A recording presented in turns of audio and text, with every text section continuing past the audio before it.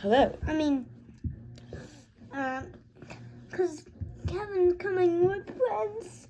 He is. That's very exciting. Of all the jobs, that's cool. That's super cool. So yeah, we're back with Lazarus Out Loud, the Harry Potter series. You're also doing the King Killer and the Buster series. Well, I'm just doing kids' books in general. Yeah, I got a couple of different read-along series going on YouTube for anyone who's interested.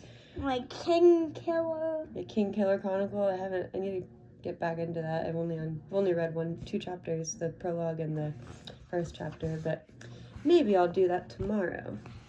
So yeah, we just finished chapter 13, which was Nicholas Flamel. So we discovered that he created the Sorcerer's Stone, and Dumbledore's protecting it for him, and Harry won a Quidditch match in record time, and Harry also saw Snape sneaking into the forest on his way back to the castle, and he overheard an ominous conversation between Snape and Professor Quirrell. So Harry, Ron, and Hermione all think that Snape is threatening Quirrell to try to get more info on what's guarding the stone so he can get it. And since Quirrell is already a very nervous fellow, they all figured he's going to crack really fast, like an egg. But we'll see what happens. So chapter 14... Really fast, like a chick egg. Like a chick egg, yeah, like a baby chick egg. Chapter 14 is called Norbert the Norwegian Ridgeback. Picture a baby dragon. Well, there's a dragon's egg, and the dragon baby is coming out of it. So, might be meeting a dragon. So, anyway, are you ready? Yeah. Quirrell, however, must have been braver than they'd thought. In the weeks that followed, he did seem to be getting paler and thinner, but it didn't look as though he'd cracked yet. Every time they passed the third-floor corridor, Harry, Ron, and Hermione would press their ears to the door to check that Fluffy was still growling inside. Snape was sweeping about and Was Fluffy still there? Yeah.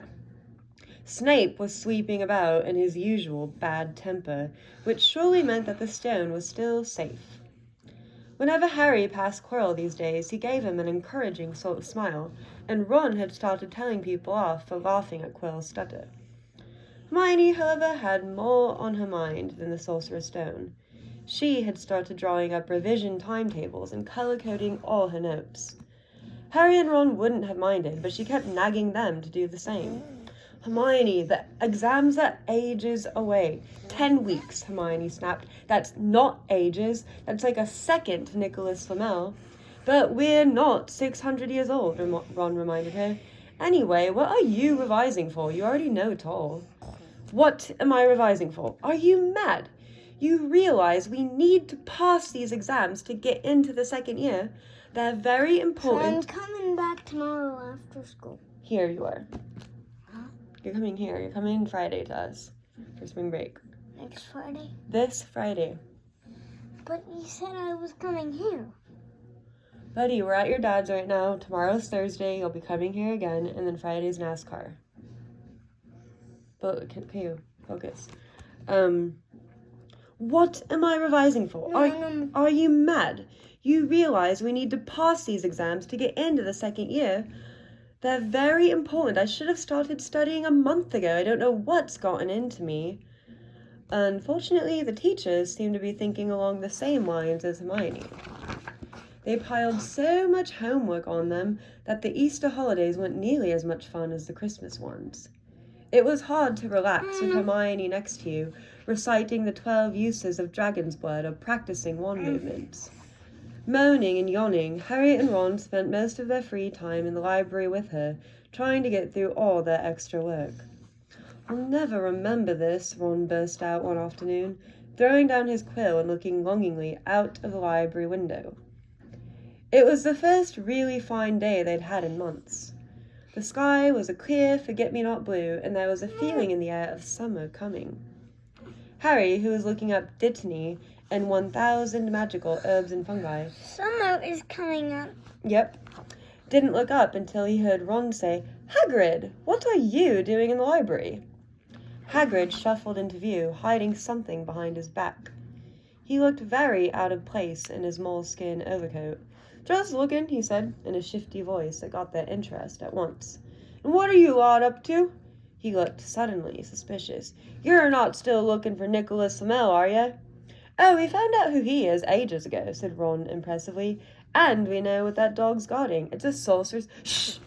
Hagrid looked around quickly to see if anyone was listening. "Don't go shouting about it. What's the matter with you?"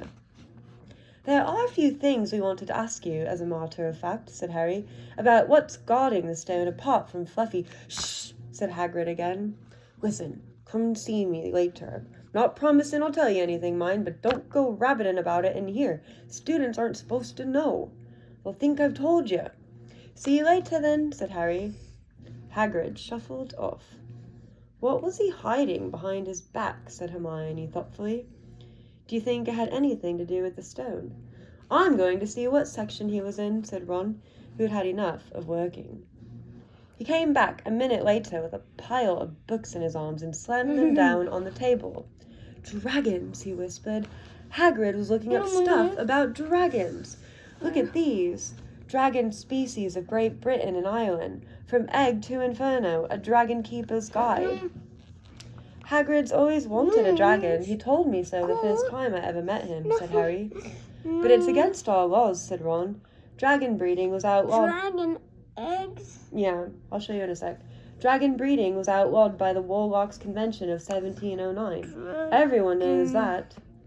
It's hard to stop muggles noticing us if we're keeping dragons in the back garden. Anyway, I can't tame dragons. It's dangerous. You should see the burns trolleys got of wild ones in Romania."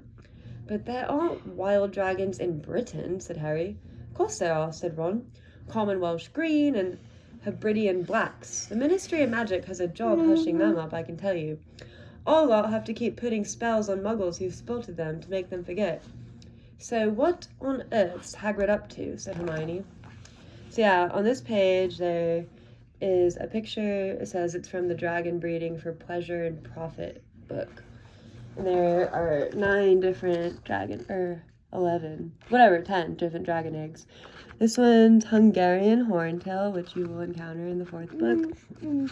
This one is Ukrainian Ironbelly,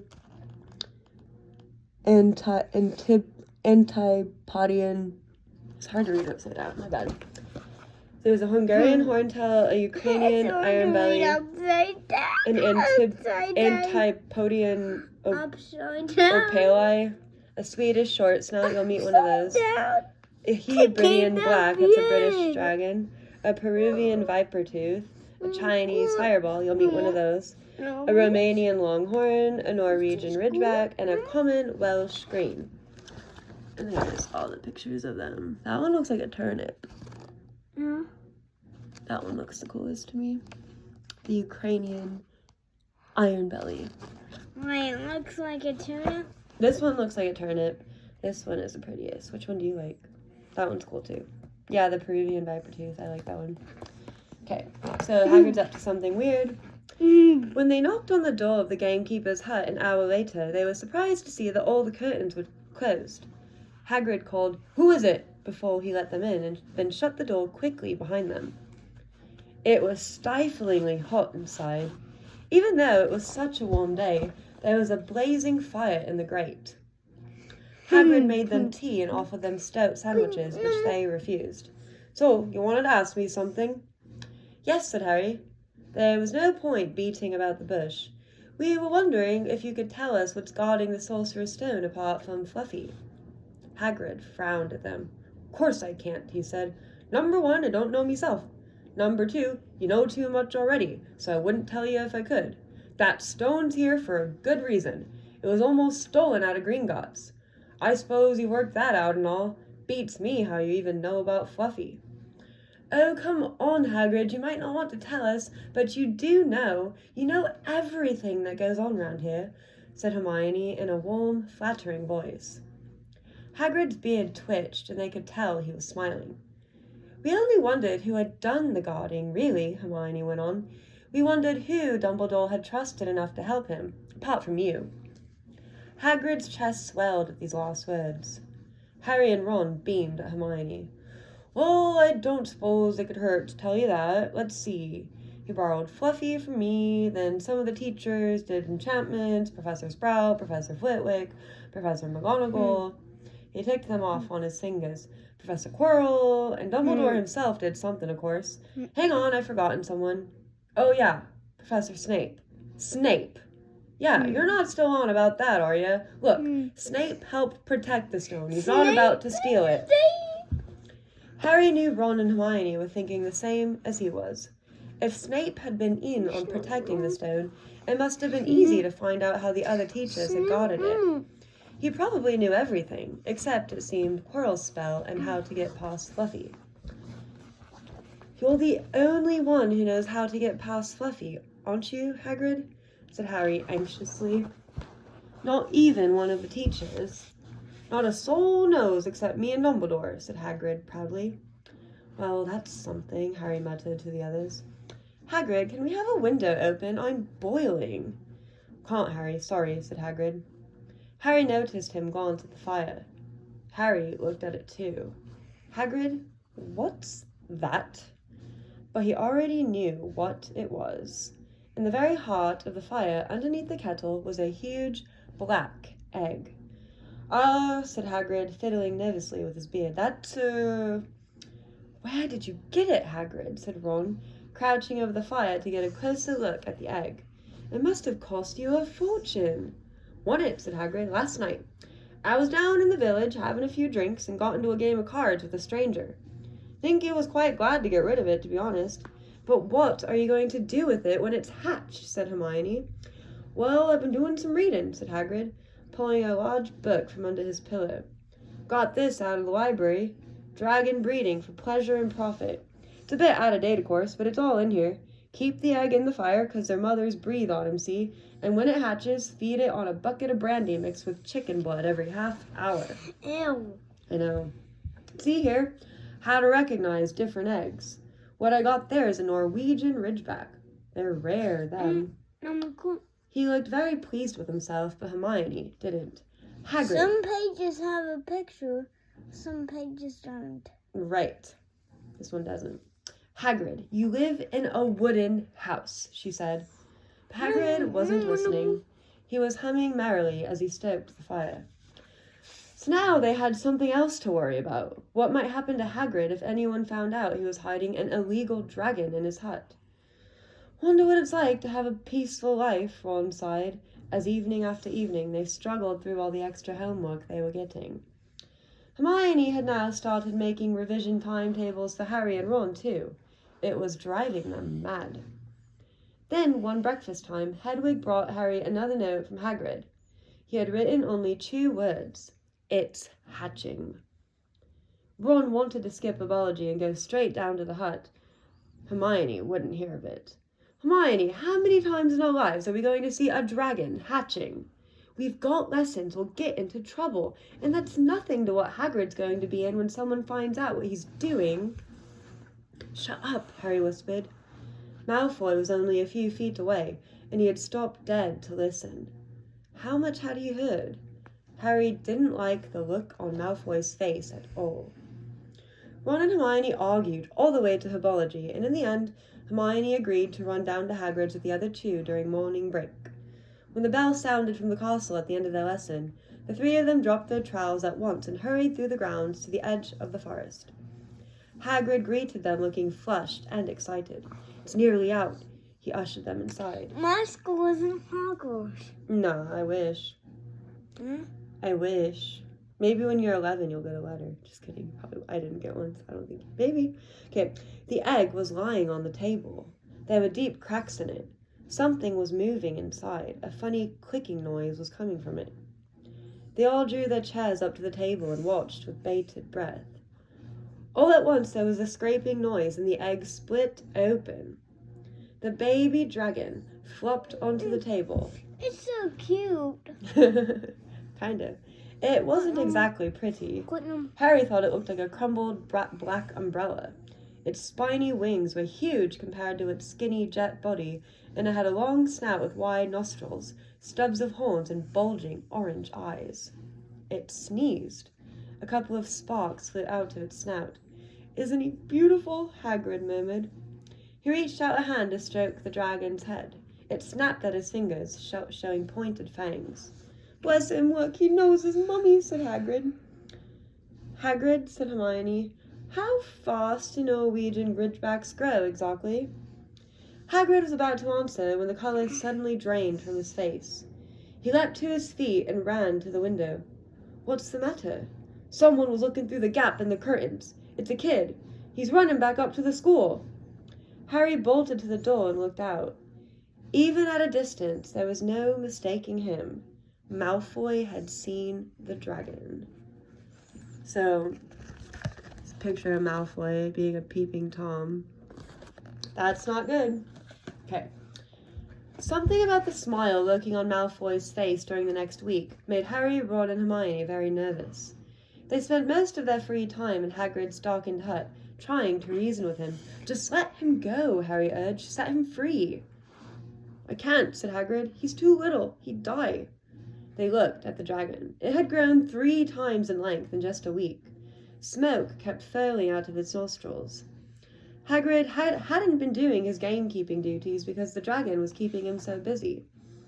There were empty brandy bottles and chicken feathers all over the floor. I've decided to call him Norbert, said Hagrid, looking at the dragon with misty eyes. He really knows me now, watch. Norbert! Norbert, where's Mummy? He's lost his marbles, Ron muttered in Harry's ear. Hagrid, said Harry loudly, give it a fortnight and Norbert's going to be as long as your house. Malfoy could go to Dumbledore at any moment. Hagrid bit his lip. I know I can't keep him forever, but I just can't dump him. I can't. Harry suddenly turned to Ron. Charlie, he said. You're losing it too, said Ron. I'm Ron, remember? No, Charlie, your brother Charlie, in Romania, studying dragons. We could send Norbert to him. Charlie can take care of him and then put him back in the wild. Brilliant, said Ron. How about it, Hagrid?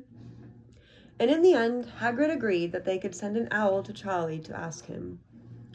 The following week dragged by. Wednesday night found Hermione and Harry sitting alone in the common room, long after everyone else had gone to bed. The clock on the wall had just chimed midnight when the portrait hole burst open.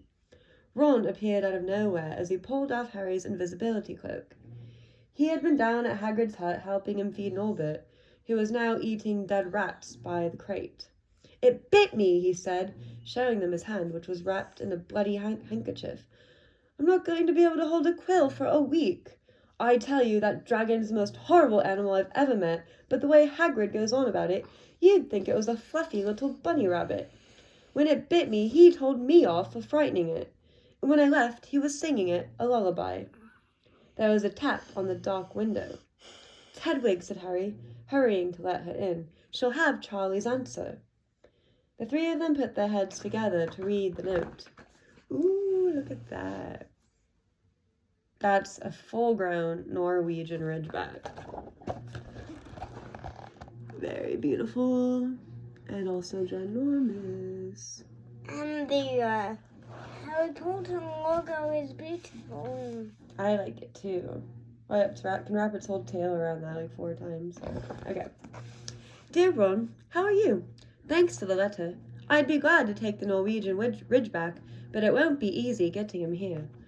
I think the best thing will be to send him over with some friends of mine who are coming to visit me next week.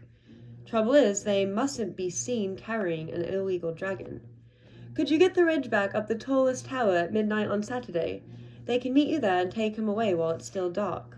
Send me an answer as soon as possible. Is that Fluffy? Love, Charlie. No, that's Fang. Fluffy has 3 heads. Fang just has 1. They looked at each other. Who is Frank? That's Hagrid's dog. Is he nice? Yeah, Fang is nice. Fluffy is not. Fang has a mean name, but he's nice. Fluffy has a nice name, but he's mean. They looked at each other. We've got the invisibility cloak, said Harry. It shouldn't be too difficult. I think the cloak's big enough to cover 2 of us and Norbert. It was a mark of how bad the last week had been that the other 2 agreed with him. Anything to get rid of Norbert. And Malfoy. There was a hitch. By next morning, Ron's bitten hand had swollen to twice its usual size. He didn't know whether it was safe to go to Madame Pomfrey. Would she recognize a dragon bite? But the afternoon, though, he had no choice. The cut had turned a nasty shade of green. It looked as if Norbert's fangs were poisonous. Harry and Hermione rushed up to the hospital wing at the end of the day to find Ron in a terrible state in bed. "It's not just my hand," he whispered, "although that feels like it's about to fall off. Malfoy told Madame Pomfrey he wanted to borrow one of my books so he could come and have a good laugh at me. He kept threatening to tell her what really bit me. I've told her it was a dog, but I don't think she believes me. I shouldn't have hit him at the Quidditch match. That's why he's doing this."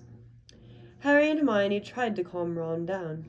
"It'll all be over at midnight on Saturday," said Hermione, but this didn't soothe Ron at all. On the contrary... What's wrong? What? What's wrong with him? He has a bite and he's worried. On the contrary... He's in the hospital? Yeah, with that. Why did Harry and Hermione come to see him? Because they're friends. That's what friends do. And they wanted to check on him to see how he's doing. Yeah, because they're friends. Same reason. Just because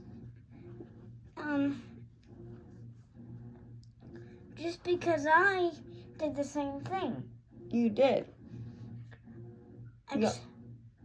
Y'all went to visit Aunt Patty before she died. Okay, so they thought that would calm Ron. She was my best bud. She was. So she's with Harry's parents. Yeah, she is. And Uncle Greg and Grandpa, who you never met. Uncle Greg? That was Mom's brother. My mom's brother. My mom's brother, yeah. Okay, let's finish this. Oh, it's almost done, actually. Okay. "Well, it'll all be over at midnight on Saturday," said Hermione, but this didn't soothe Ron at all. On the contrary, he sat bolt upright and broke into a sweat. "Midnight on Saturday," he said in a hoarse voice. Oh no, I've just remembered. Charlie's letter was in that book Malfoy took. He's going to know we're getting rid of Norbert." Harry and Hermione didn't get a chance to answer. Madame Pomfrey came over at that moment and made them leave, saying Ron needed sleep. "It's too late to change the plan now," Harry told Hermione. "We haven't got time to send Charlie another owl, and this could be our only chance to get rid of Norbert. We'll have to risk it. And we have got the invisibility cloak. Malfoy doesn't know about that." They found Fang the Bullhound sitting outside with a bandaged tail when they went to tell Hagrid, who opened a window to talk to them. "I won't let you in." What's wrong with his tail? The dragon probably bit it or burned it. "I won't let you in," he puffed. Norbert's at a tricky stage. Nothing I can't handle." When they told him about Charlie's letter, his eyes filled with tears, although that might have been because Norbert had just bitten him on the leg. "Ah! It's all right. He only got my boot. Just plain. He's only a baby after all." The baby banged its tail on the wall, making the windows rattle. Harry and Hermione walked back to the castle, feeling Saturday couldn't come quickly enough. They would have felt sorry for Hagrid when the time came for him to say goodbye to Norbert, if they hadn't been so worried about what they had to do. It was a very dark, cloudy night, and they were a bit late arriving at Hagrid's hut because they'd had to wait for Peeves to get out of their way in the entrance hall, where he'd been playing tennis against the wall. Hagrid had Norbert packed and ready in a large crate. "He's got lots of rats and some brandy for the journey," said Hagrid in a muffled voice, "and I packed his teddy bear in case he gets lonely." From inside the crate came What ripping... happened to, Norbert? They're gonna send him away to Charlie's brother. Or Ron's brother, Charlie. From inside the crate came ripping noises that sounded to Harry as though Teddy was having his head torn off. Why are they getting rid of him? Because you're not allowed to have a dragon. They're super dangerous. They're really big. They can blow fire. Hagrid's house is made of wood. Okay. "Bye-bye, Norbert," Hagrid sobbed as Harry and Hermione covered the crate with the invisibility cloak and stepped underneath it themselves. "Mummy, we'll never forget you." How they managed to get the crate back up to the castle, they never knew. Midnight ticked nearer as they heaved Norbert up the marble staircase in the entrance hall and along the dark corridors. Up another staircase, then another. Even one of Harry's shortcuts didn't make the work much easier. I'm very sad for Patty. Me too, babies. I'm sorry. We'll always love her and think about her all the time.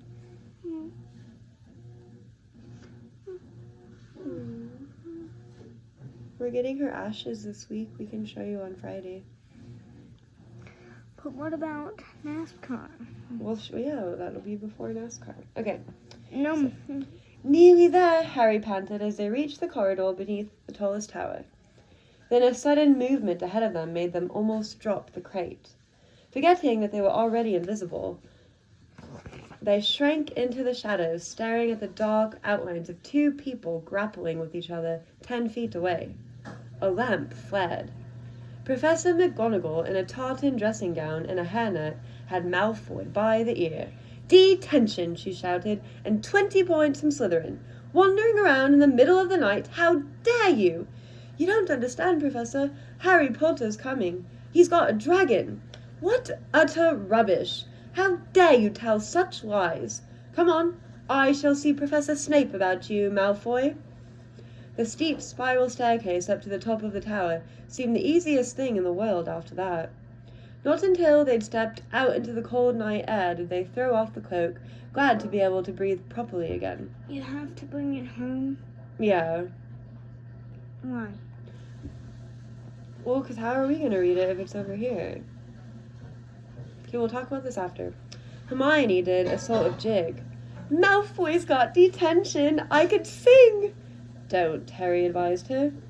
Chuckling about Malfoy, they waited, Norbert thrashing about in his crate. About 10 minutes later, 4 broomsticks came swooping down out of the darkness. What happened with... Why is he throwing a fit? Who? Noble. Oh, because he's trapped in a crate. He's probably restless. Charlie's friends were a cheery lot. Is he able to get out? Well, once he gets to where they're going, yeah, but they have to hide him because it's illegal to have him. They showed Harry and Hermione... Illegal? What does that mean? It's illegal. It's against the law. Not allowed to do it. You can get arrested, you can get fined, you could get hurt. So, they showed Harry and Hermione the harness they'd rigged up so they could suspend Norbert between them.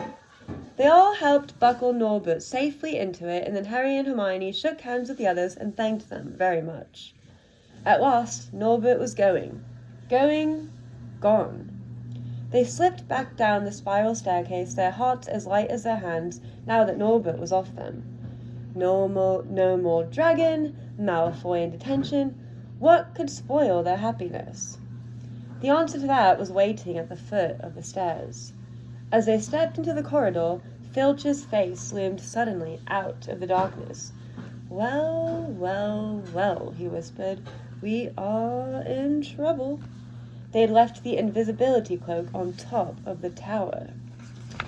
So, this is the picture of Charlie's friends arriving on Broomstick at night, flying off into the sunset, or the moonset, whatever. What did you think? What was your favorite part of that one? Neville. You liked Norbert? Neville. Oh, you like Neville? Bunny hopping. That was a different chapter, silly. That's what made me laugh. You were giggling? Okay, that was chapter 14. Norbert Hagrid's little dragon parenting was short-lived. Hermione, Harry, and Malfoy all got caught wandering the halls after nighttime, so they're all gonna get in trouble. And chapter 15 is called The Forbidden Forest. Sounds like they're gonna go there for their detention. This one's kind of scary. They maybe have a picnic. No, they're not gonna have a picnic. It's not supposed to be fun. Anyway, 15. So we have 3 more chapters until the book is over. And then we go to the second one, third one, and you'll meet the fox. The fox. Oh, Fox, the phoenix. Yeah. The phoenix is very cool. Yep. So thanks for listening. I have to go get ready for work, but yeah. Okay. Cheerio.